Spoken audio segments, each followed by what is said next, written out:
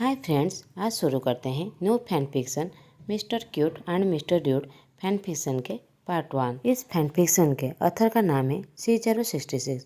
इस fan fiction में जान जो बहुत ज़्यादा क्यूट है, वो बॉयज़ और गर्ल्स के बीच में बहुत ज़्यादा फेमस है उसकी खूबसूरती और उसकी क्यूटनेस के वजह से। दूसरी तरफ हिप्पो जो बहुत ज़्यादा रूड और कोल्ड है, तो उसे सभी मिस्टर रूड नाम से बुलाते थे। जान के बिहेवियर से वो पूरी तरह डिफरेंट था। समय के साथ वो दोनों एक दूसरे के साथ प्यार कर बैठते हैं, मगर पास्ट के एक डार्क ट्रूथ के वजह से उन दोनों के बीच एक दीवार बन जाता है। वो क्या है हम आगे की स्टोरी में जानेंगे, और उन दोनों के बीच कैसे प्यार होता है वो भी हम आगे की स्टोरी में जानेंगे। तो अब स्टोरी शुरू करते हैं। स्टोरी शुरू करने से पहले सभी के कैरेक्टर के बारे में जान लेते हैं। शाहजहान जो 19 साल का है, वो हैंडसम से ज़्यादा बहुत ज़्यादा खूबसूरत है। वांग येबो जो 21 साल का है, जो हमेशा कोल्ड और फोकर फेस लेकर घूमता था, मगर वो अंदर से बहुत ज़्यादा सॉफ्ट हार्टेड था। वो खुद से ज़्यादा जान को प्यार करता था। जाओ चांग जो 26 साल का है, जान का बड़ा भाई, जो हमेशा जान को टोकता ही रहता था और उसे बहुत ज़्यादा प्यार करता था और उसका ख्याल लेता था। उसका गर्लफ्रेंड का नाम है जी यानली जो 26 साल का है, जान और जाओचंग की बड़ी बहन है। उसका हस्बैंड का नाम है यूचेन। जेई उम्र 22 साल, वो जाओचंग का गर्लफ्रेंड है।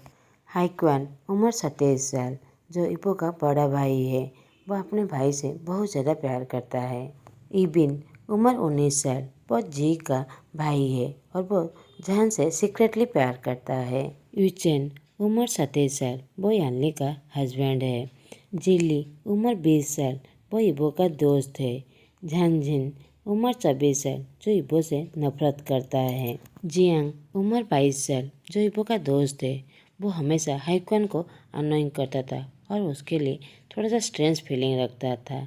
हाइक्वान जो उम्र 23 साल है, वो जियांग से प्यार करता था और इबो का दोस्त है। अब हम स्टोरी की शुरुआत करते हैं। स्टोरी की शुरुआत में हमें जान का कमरा दिखाया जाता है, जहाँ पर जान पीसफुली सॉफ्ट और कंफर्टेबल बेड पर सोया हुआ था। जाओचंग उस पर चिल्लाते हुए कहता है, यू इडियट स्लीपिंग मॉन्स्टर, कब उठने वाले हो? जान कहता है, यू स्टूपिड, इतनी जोर से क्यों चिल्ला रहे हो?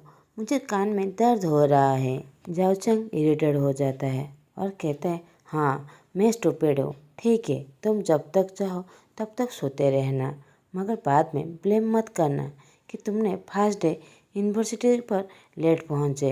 जान कहता है, क्या हम लोग लेट हो गए? कितना टाइम हुआ? ये कहकर वो वॉच की तरफ देखने लगता है, जो 7 बज चुके थे। वो कहता है, मैं लेट हो गया।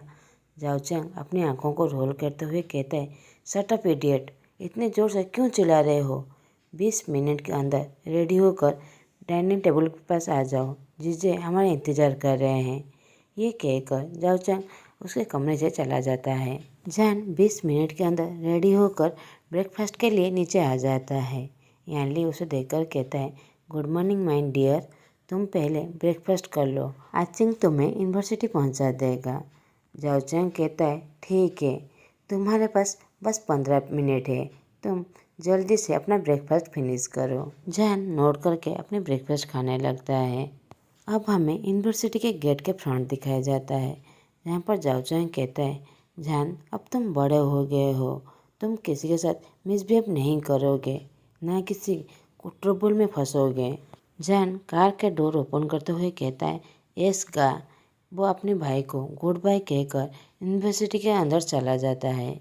आज उसका फर्स्ट डे था, इसलिए वो बहुत ज़्यादा एक्साइटेड और खुश था। उसे पता था कि उसका फ्रेंड इबिन यहीं पर ही स्टडी करता है, तो वो उसे चारों तरफ ढूंढने लगता है।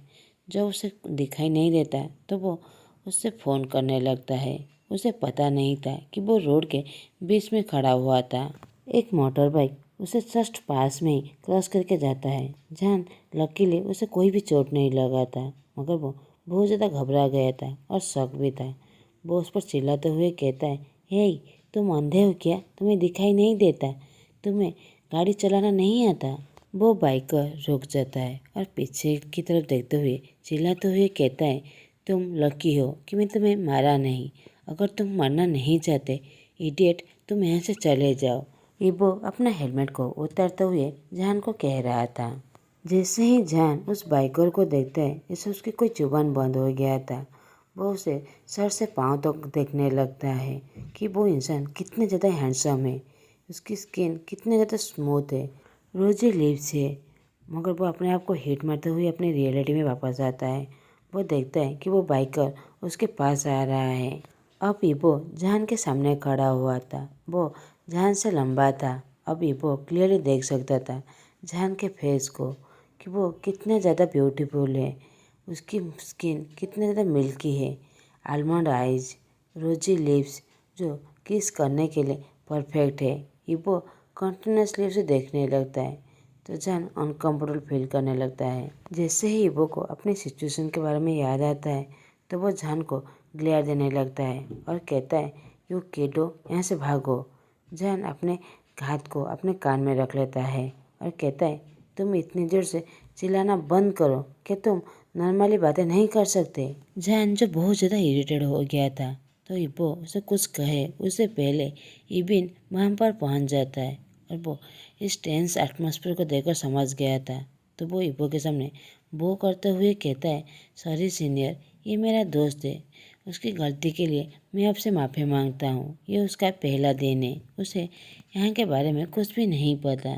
इबो कहता है, ओ आई सी, ऐसी दोबारा गलती नहीं होना चाहिए, नहीं तो तुम बहुत ज़्यादा रिग्रेट करोगे, यू लिटिल बनी बॉय।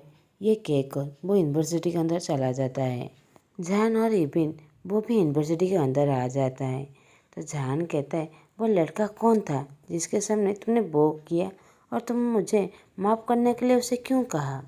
हाँ, ये बात है कि वो बहुत ज़्यादा हैंडसम है मगर बहुत ज़्यादा रूड है, मिस्टर रूड। इबिन कहता है, तुम ये बात बहुत जल्दी जान लोगे, बस इतना जान लो कि वो अच्छा लड़का नहीं है।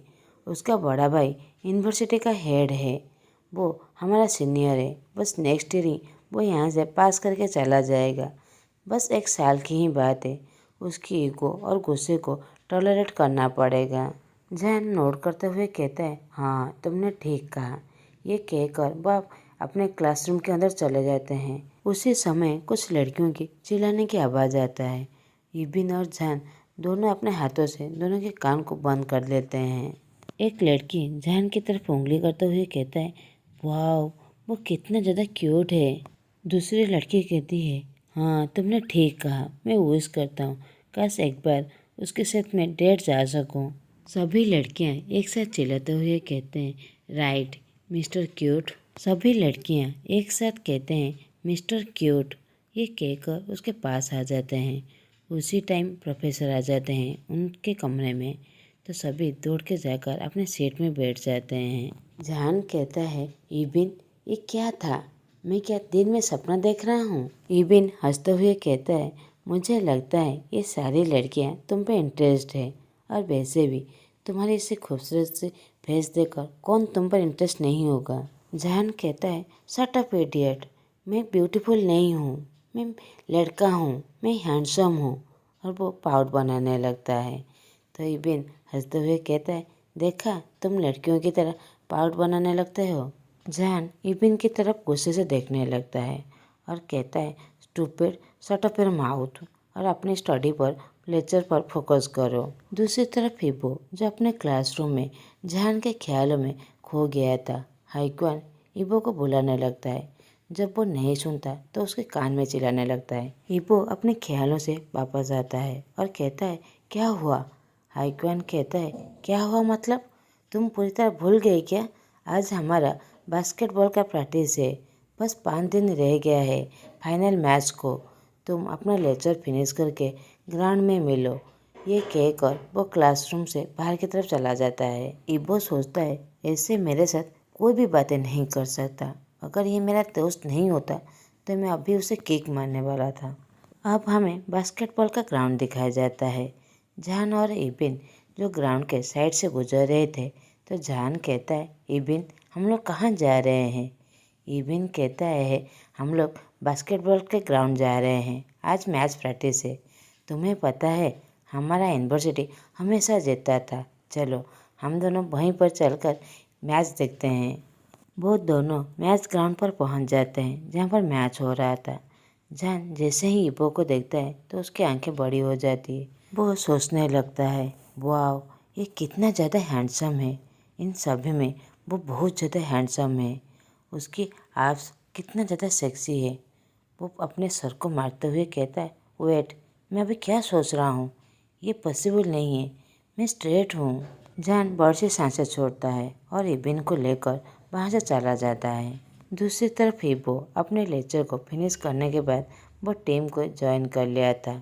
सभी उसे क्राउड से चीयरफुल करने लगते हैं। जैसे ही वो जान को तरफ देखता है जो उन सबको चीयर कर रहा था, उसे पता नहीं उसे क्या हुआ, ऐसा लगा जैसे वो यहीं से उसके पास जाकर टाइटली गले लगा ले। मगर थोड़ी देर बाद वो अपने सर को मारते हुए कहता है, हे मैं ये क्या सोच रहा हूँ, ये बात सच है कि मैं किसी लड़की को डेट नहीं किया, मगर इसका मतलब तो ये नहीं है कि मैं ऐसे एक लड़के के लिए कोई फीलिंग रख सकूँ। वो अपनी सोच को इग्नोर करते हुए मैच प्रैक्टिस में ध्यान देता है। आज का पार्ट मैं यहीं पर ही ख़त्म करता हूँ। आप लोग प्लीज़ कमेंट कीजिएगा कि ये स्टोरी आप लोगों को कैसा लगा। तो अच्छा लगा तो प्लीज़ लाइक, कमेंट और सब्सक्राइब कर दीजिएगा। Thanks for watching.